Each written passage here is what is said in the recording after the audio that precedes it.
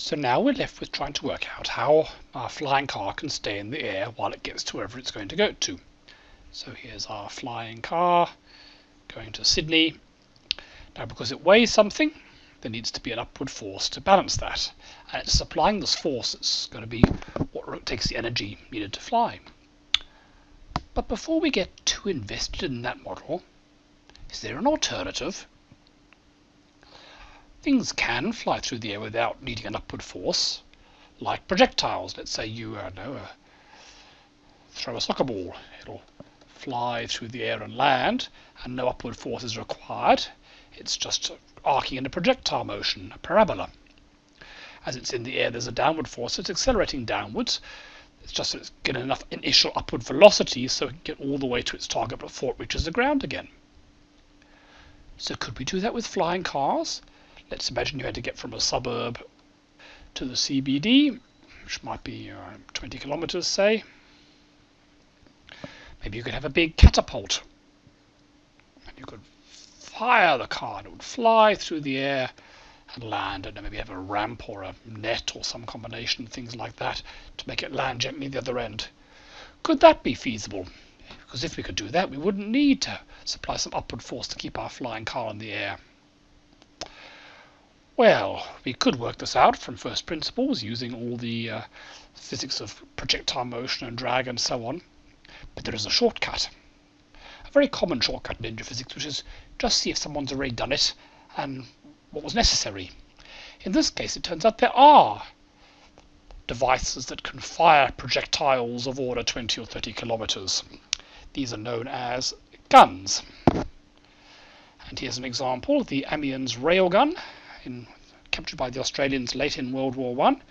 And this would fire projectiles, which were pretty heavy, not quite as big as a car, mind you, over distances of 20 to 30 kilometers.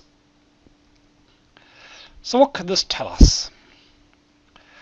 Well, if you look up the history of this gun, you find that it's firing projectiles out at about 700 meters per second. 700 meters per second. So if we're going to have a system like this that's going to fire things 20 or 30 kilometers, that's telling us we need a velocity of about 700 meters per second. Now that's probably an underestimate in reality.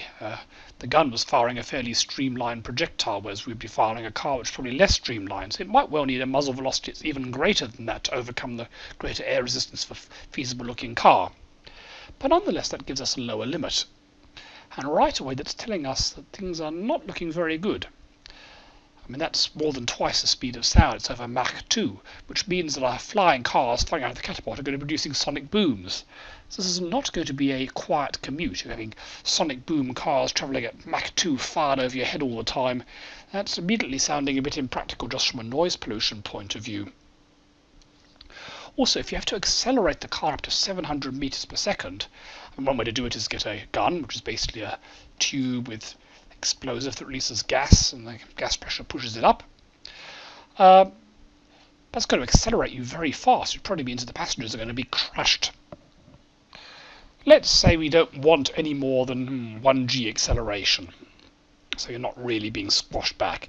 The takeoff of the space shuttle is actually about 3g, and humans generally black out around 7 or 8g unless they're wearing special costumes. But to make it comfortable, not smash everything inside and hurt people, probably want to have about 1 or 2g acceleration. And then we can ask, how long would the barrel have to be, and how long would it take to launch things? We need to get up to 700 meters per second over some distance s with an acceleration of 1g. Now there's an equation for that, which you may remember from high school. The distance travelled equals ut plus half at squared. You can work this out from looking at the work done in the potential energy. The distance travelled equals the initial velocity times the time plus half at squared.